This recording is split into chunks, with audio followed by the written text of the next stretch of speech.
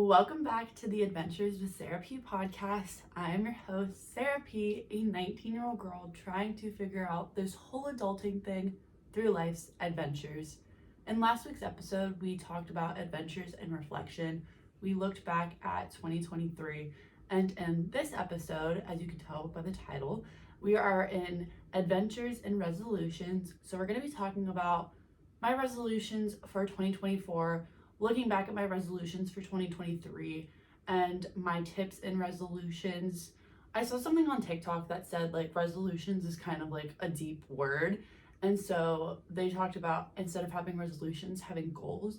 And I kind of want to have the same mindset because I feel like resolutions kind of have a bad rap to them just because I feel like everyone can in some way relate to this, but you always set like super like intense resolutions and then you feel so disappointed because you never get to them. And so I feel like resolutions are starting to get the rap that like they're impossible to reach, which is not always the case if you set resolutions that work with you and like setting them to yourself and not taking them from someone else because you're not the same as someone with different resolutions or the same resolutions.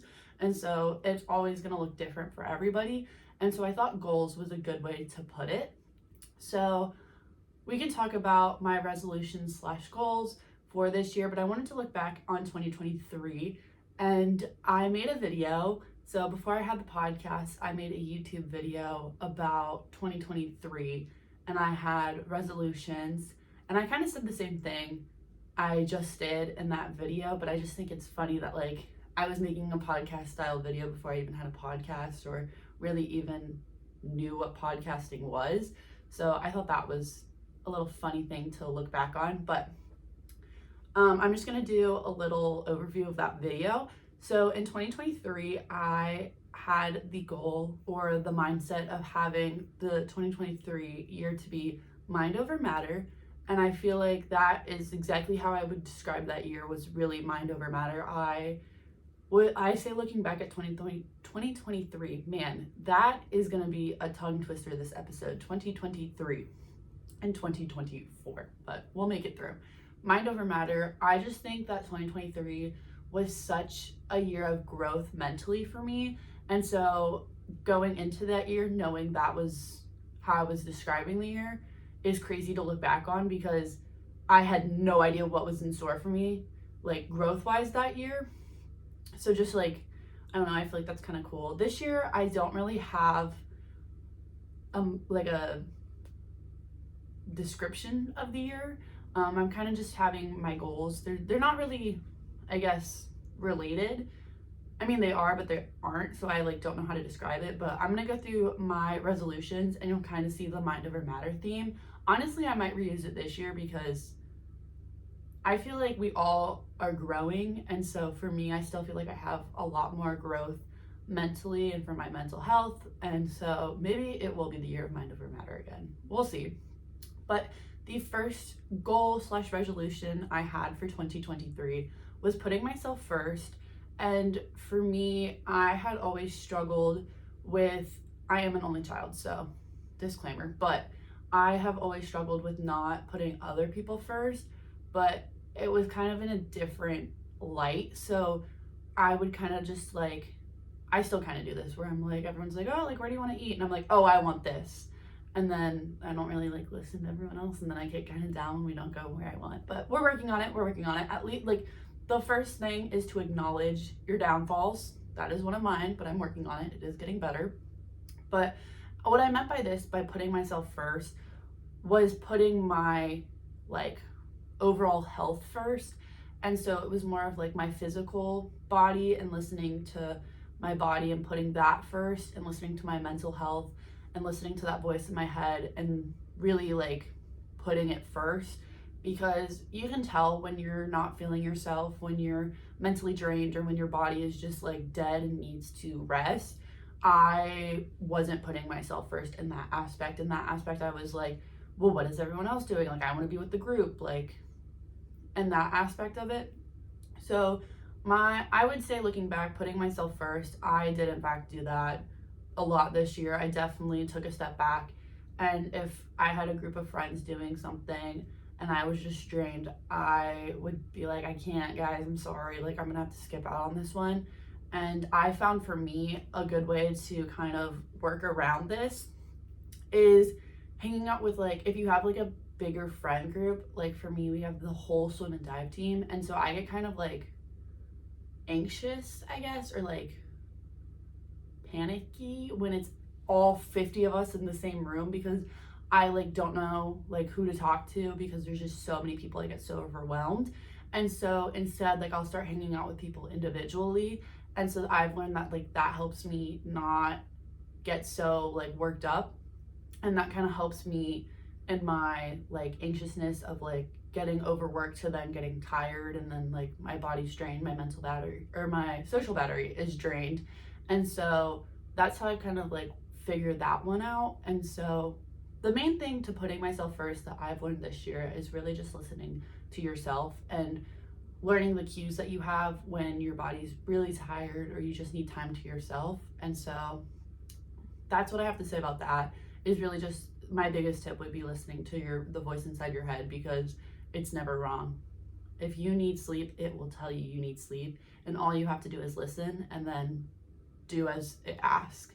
The next thing I have is reduce screen time. Okay, this one, not my brightest moment. I do have the time like stamps. Oh my gosh, I'm blanking on what it is.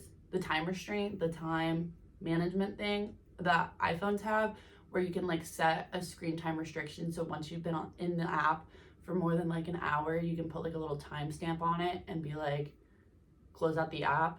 But the only problem with this that I wish Apple would come up with is like, you can easily just be like, extend for 15 minutes, extend for an hour, extend for 1 second, extend for whatever. And it drives me nuts because like, I need to just get out of the app. But if I hit that act like, oh, well, it's only 15 more minutes. Yeah, but you've been in the app for 2 hours, you know? So I will say with this, I've noticed since I've like started making my goals for this year, reducing screen time is back again. But I've started to, once I see the time screen pop up, I've just like swiped out of the app, and I kind of just like don't come back to it for like a little while, because normally when I wake up in the morning, I'm not proud of this, but I go on TikTok and I want to see what's going on in everyone's life and, you know, get a little update. And so I've set my time thing to 30 minutes. And so instead of an hour, it's 30 minutes. So I start getting the time screen app at 30 minutes. And so then once I get it the first time, I'll probably go back for another 15 minutes and then I'm done. And then I'm like, okay, like I'll try and go back in throughout the day. But I've started to just kind of do it more like 30 minutes in the morning, 30 minutes at night, and call it a day. I will say though, that like weird break between Christmas and New Year's, where it's like days of doing nothing, my screen time was up. But I made in my ins and outs of 2024 on TikTok that I don't want to be on my phone for more than 6 hours a day. So hopefully I can do that. I feel like when classes start back up again, it'll be way easier, because this year I have 4 in-person classes. So that's an hour and 15 minutes times 4. You can do the math of me not being on my phone because I'll be sitting in class. However, I'll be on my iPad or my computer, like taking notes. But personally, I don't take that as screen time, because for me, screen time is being on Instagram, Snapchat, all that. And so, yeah. But my biggest tip for reducing screen time is setting those like restrictions on your phone. You can do it in settings. So I would say my biggest tip for reducing screen time would be that. But now for my goal this year for reducing my screen time, it would be like kind of tricking your brain into thinking that like, oh no, it's up. Like I can't go back now. I didn't do that in 2023, but I hope to do that in 2024. The next resolution or goal that I have from 2023 is being okay with being uncomfortable. This one gets a little bit tricky because I think when I wrote the goal, I didn't know really how that would be taken in 2023. I think going into it, I was really struggling with diving. Like I was having a lot of mental blocks. And so what I meant by that was like just going for dives and like being willing to take the smack. And this year I got my new definition of confidence, which we've talked about, and being okay with being uncomfortable. I think I tried to explain this in the YouTube video and kind of just sucked at it, so I'll try it again. So being okay with being uncomfortable is being in certain situations that are safe and doing something you normally wouldn't do in your comfort zone. So by this, it could be asking a question in class that you normally wouldn't ask, because let's talk about how judgmental people can be in class. Like, if you think you have a stupid question, everyone else, once you ask it, is gonna make you feel a little bit stupid. And it's really annoying because I'm like, we all were thinking the same thing. Like, come on, man. And it's normally just like one or two people, and you can just like feel the judgment like coming off of them, like when you're asking your question or when your hand's up. And it's really annoying, but you kind of just have to like let it go, because you're probably not the only one thinking about this question or having this question. And so you kind of just have to think about it. But I think being okay with being uncomfortable, I kind of got more toward the end of the year, especially in diving, with just being okay to get up there and take the smack. Because as I talked about before, my definition of confidence came from our sports psychologist, and it is being okay with, oh man, no, I'm blinking. Being okay with performing without a guarantee. So going into a performance, whether that be going into a class and asking a question, going into a meet and diving without being aware of what the outcome is going to be, or how they're going to answer your question, or how the kids in your class are going to react to your question, and just performing, just asking the question, just doing a dive, not really knowing how the outcome is going to go, but you got to be proud of yourself because at least you tried. And that was something I struggled with a lot at the beginning of the year. I just felt like my confidence within myself was really down. And so throughout the year, I feel like I've really been able to gain my confidence back and be able to be okay with being uncomfortable in those sorts of situations. I will say my disclaimer, which I said in my video: if you're in an uncomfortable situation, get out. If someone's making you uncomfortable, dip.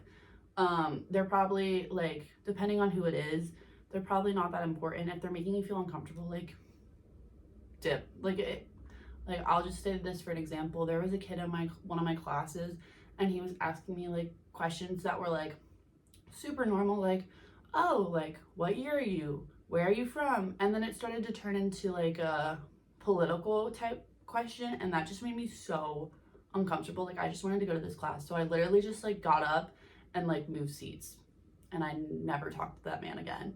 But it just made me super uncomfortable. And that was a situation where it's not okay to be uncomfortable, because if you are feeling uncomfortable like that, dip. So the next thing in a turn of events, we have listening to myself was my next goal / resolution. And I feel like we have come so far on this one. I feel like I will talk about this because I have been there. And so listening to yourself is so important. I just feel like you are the only person that truly knows you. And so if you're not listening to yourself, nothing is going to get better. You're just going to keep doing things that your body doesn't need or you don't need at the moment. And so really listening to yourself, like when I tell you I started listening to my body when my body was like, we need to go to bed sooner, my life got so much better. And it was just like little things like that. Like, oh, like I need a study break. Instead of trying to get all my stuff done as fast as I possibly could, when I took a step back and started really listening to my body and being like, okay, like the best way for me to study is to study in 25-minute increments, take a 5-minute break after each one, and after 4 of those, take an hour break, make lunch, make food, watch TV, let my brain rest, and then get back into it, is how I've been able to be so successful. And so once I started really being able to listen to myself, life got so much better. And so I would say the biggest thing for me when it comes to listening to myself is I really don't like journaling, and I have to get better at that. But for me, I found when I started journaling, listening to myself became a lot easier because I would just write out how I was feeling. And once I read it back, I was like, oh man, like I think if I just slept, like if I went to bed earlier and I wasn't on my phone, like my body would feel a little bit better. And so maybe journal if that comes easy to you. If not, try and challenge yourself and just write out how you're feeling. If you need some prompts, there are some really good journals that have prompts. There's like the 5-minute journal and stuff. I found that on Amazon, so I would check that out. But I personally just have a blank notebook with lines, and I'll just like write whatever's on my mind. And so I would recommend journaling, even though I don't like it. If you don't like journaling like myself, you could have that conversation within your head, which I also don't like, but I've gotten more used to it, so it's not as awkward for me. But it started off being really awkward. So don't worry. I also found it awkward if you've tried to have those conversations within yourself and you just like can't do it because you're like, what is going on? Believe me, been there. But maybe try journaling. That might help make it easier. But if you can like feel the like weakness in your body, maybe just try different things. If you're struggling to like listen really to yourself, just take note of them and try and find ways that might help out. So like if you're feeling weak or tired, just try getting a little bit more sleep, trying to go to bed earlier, sleeping in, see how that goes. So just stuff like that. So the next goal/resolution, we have feeling my body in the best way. Dorm life is so hard. I am vegetarian. I have been vegetarian now for a decade. Let me tell you, dorm life was not easy because we had no kitchen. So we had a microwave and a mini fridge, and that was it. And then we had the dining hall. And right now it's January, which is mini-mester. And last year I was at Towson. This year I'm not because I'm getting surgery. And so I'm home because I'm out for the rest of the season, which is quite sad, but we've talked about it a little bit. But that is why I'm home and not in Maryland right now for mini-mester. But last year I was there, and the dorm, like, I literally just slept in. Like, I had no energy to make food. I would just, like, our fridge was also a mini fridge, so I couldn't just pop things in the microwave, like, microwavable meals. I, like, would make PB&Js and, like, hope for the best. Because the dining hall food was the worst food I think I've ever eaten anywhere ever. And I've had some pretty bad meals before, believe me. But that was like the worst because they didn't really have vegetarian options because I was the only vegetarian there. So they weren't going to make me like a special meal. And it was just awful. So I would like, we were all supposed to eat breakfast together. And I would show up, get some fruit, dip, go to my dorm, put some microwavable oatmeal in the microwave, take it out, walk to practice, go to practice, like while we're warming up, eat the oatmeal, and then like go to practice, go back to the dorm, sleep, make a PB&J, go back to the pool, practice, go back to the dining hall, hope for some pasta, and then like that's what I had 5 days, 6 days a week. It was not the best. And so I really wanted to feel my body in the best way. And so I started finding protein bars that I liked. I started finding snacks that would really help fuel my body throughout practice in the day. And so that I would say I have done a pretty good job about. Right now, I would say I need to drink more water, especially being home and not really in a routine. I have been forgetting to drink water, and it's been really bad. So I am working on that while I'm home. But normally, I feel like I'm pretty good about feeling my body in the best way with water and nutrition. The biggest thing I have about this is we luckily as student athletes have a nutritionist, and so I got to talk to her at the beginning of this school year, and I have really felt a difference in my body because I was just feeling so tired after every practice. And it sucks because we have practice in the morning and then class, so I would like go to class already like dead, and it's only like 12. And so I talked to her and we found some ways to help me kind of find the best way to get protein for myself because I felt like I was lacking in a lot of protein. And so I would say feeling your body in the best way, drink a lot of water. That is the main thing. I feel like once you start drinking a lot of water, your skin gets better, you feel better, you're hydrated, everything is good. But if it's more of a food concern, if you know anyone that's in nutrition or you have a nutritionist, I would definitely talk to them. I am not educated in nutrition, so I would not ask myself. I know there are some things on TikTok, but I'm like, our nutritionist talked about like being careful of that stuff because being a nutritionist is just like a title. You don't need a degree to be considered a nutritionist, so just be careful on who you're sourcing your information from. The next and last thing I had in my resolutions was to get a makeup routine. I struggled with this because I felt so gross going to class my freshman year because I would show up with sopping wet hair and looked like a wet dog, and it was quite a moment. but I wanted a makeup routine just because I felt like if I had makeup on, I would feel better, which was not the case. We had to do a lot of self-reflection to start feeling better. But I will say with a makeup routine, I feel like I've definitely now got a makeup routine down, which is exciting because I've never really had one, but I kind of only do it when I don't have practice. But I will say I have started putting on like, what's it called?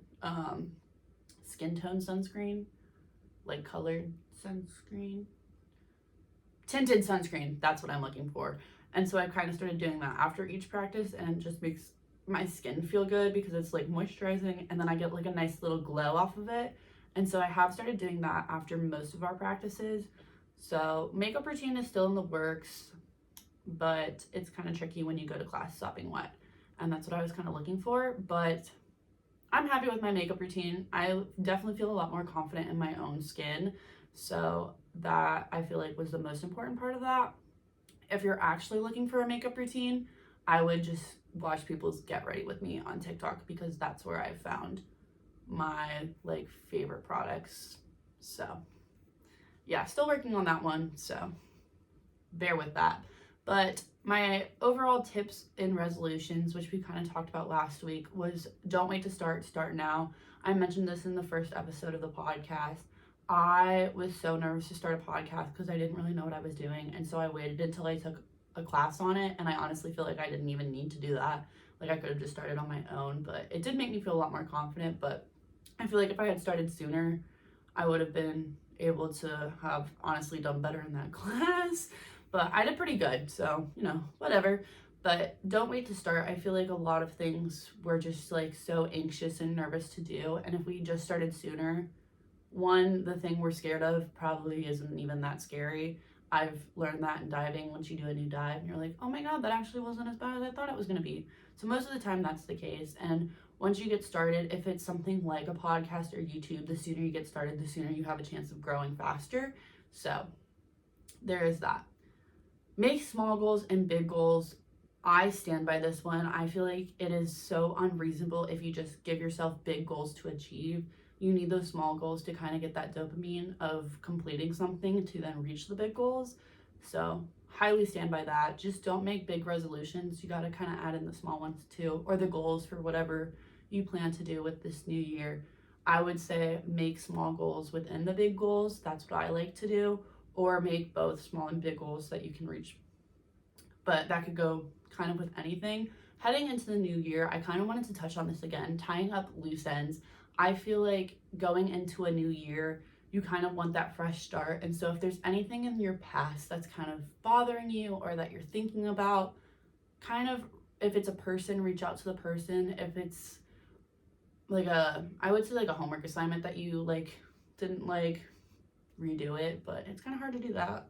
But something like that, that's what I kind of mean by tying up loose ends, is just starting over, getting that fresh start by kind of making an amends with whatever it is that is causing you that stress. So tying that up and kind of letting it go. The next thing I have is life doesn't always go the way we want, and that's okay. This was kind of the hardest thing for me to learn, was life does not always go as we plan, but that's okay. Like I believe everything happens for a reason.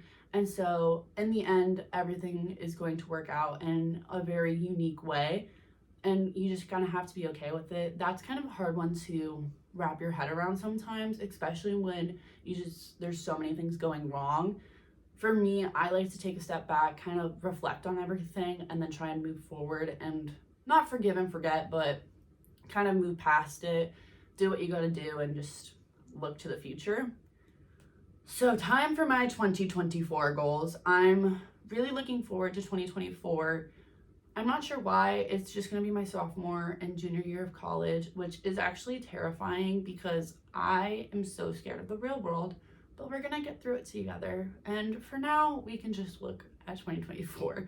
So I'm really excited for the year because if everything goes planned, I have a lot of exciting things coming up and trips to be going on. If you watched my What I Got for Christmas video, you would know that I got gifted the opportunity to go to Italy for a study abroad program with my school, which I'm so excited about. We just needed like enough people to sign up before the program gets like solidified. I think that's the word I'm looking for. And then I can go to Italy for 2 weeks this summer, which I'm super excited about. The Pinterest boards have been made, the outfits are being bought at the moment. I'm super excited about that. So I'm really just looking forward to the year. I really think it's going to be a good one, especially from the growth that we have seen in 2023. But I have 5 goals for 2024, and I wanted to go through them. I have 4 written down, but I saw one on TikTok that I want to add. So let's get to it. Number 1, do things that make you happy. I think I just want to continue putting myself and my mental health first, and I'm able to do that when I do things that make me happy. If that's taking a night in and reading my book or something like that, and just doing things that genuinely make me happy, I think will be a good way to have a successful year. Number 2, listen to myself. I am still working on this one. I don't know if I'll ever fully be able to really feel confident and like 100% when I'm like, listen to yourself, if I'm not doing it myself. And so I definitely want to continue working on being able to find those triggers that help me really do what's best for my body. Number 3, reduce screen time. We talked about that from 2023. I'm really hoping to spend less hours on my phone because the world is such a crazy place, and I don't need to be scrolling on social media, seeing what everyone else is doing and getting FOMO. Like, go on a walk. There's a great park near my apartment that I could just go walk to, see nature, go explore. And so I'm hoping to be able to reduce my screen time this year. Number 4, we have journal more.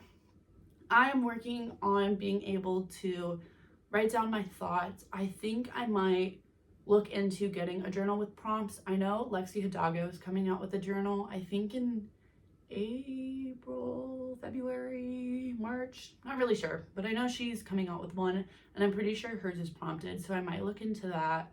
We'll see. I kind of just need to become more comfortable.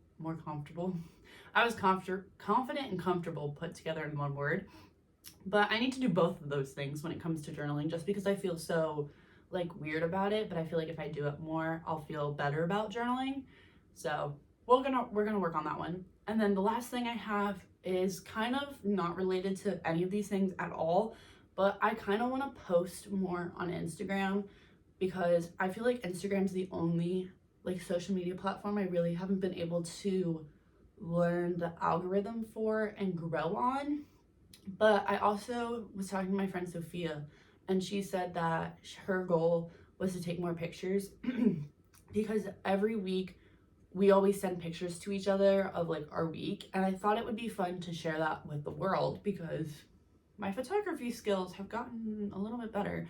And I don't know, I feel like my life can be sort of interesting or boring depending on the week, and so I thought it would be fun to at least post once a week on Instagram. So that's kind of a goal I'm setting for myself. Who knows if I'm actually going to do it. I feel like it would be fun just to have like a little weekly recap at the end of the week on Friday, or posting a picture that I really like that I took on Friday, something like that. I don't know, we'll see. I like get very picky with my Instagram, so who knows if I'll actually do that, but I thought it would be a fun little goal for me to set for myself. And I don't know, Sophia like inspired me because she was like, you're always taking pictures, you're always documenting the moments, and like I want to do that. And I was like, girl, you're right, because we always, each like Friday, we send each other our photos from the week, and I thought it would just be fun to like post those on Instagram. So we'll see about that, but I am trying to learn the Instagram algorithm because I have no idea really what I'm doing on Instagram, and I want to get better at that because like, you know, those influencers who just like are posting like, I don't know, like such good content, like I aspire to be like that. So we'll see. But the main takeaways are the goals that you set should be to live your best life and should be in your best interest, whether it's a goal or a resolution, whatever you feel good doing. Honestly, if you don't even want to set some goals for the year, like that's totally cool too. I just would like to hold myself accountable, and so being able to look back at the goals I set for myself and like seeing the mindset of where like what I was in when I set them, and being able to like look back at the end of the year and be like, wow, like I did that so unintentionally, and that's crazy how that worked out. It's just really cool for me. So that's why I kind of like to set them. But yeah, I mean, do what you will, but I hope you have a great 2024. I hope you had a great 2023. If you're setting goals or resolutions for the year, I hope this was helpful. If you have any resolutions, I would love to hear about them. So you should totally comment on the Instagram if you want to share any resolutions. I would love to hear what they are, because maybe I'll add them to my list, because I feel like I could add more. I just don't know what to add, because I don't want to like put pressure on myself to like not reach them. But if you don't reach them, it's fine. Honestly, we'll just see how the year goes. Hopefully it's a good one. But anyway, I hope you had a great 2023 and your 2024 is filled with awesomeness. And that is it for me. I think I'm done talking. I think we talked about everything I wanted to talk about. So I'm feeling good. But so that is it for this video. If you liked it, I just like whipped out my YouTube intro. If you liked it, give it a thumbs up and subscribe.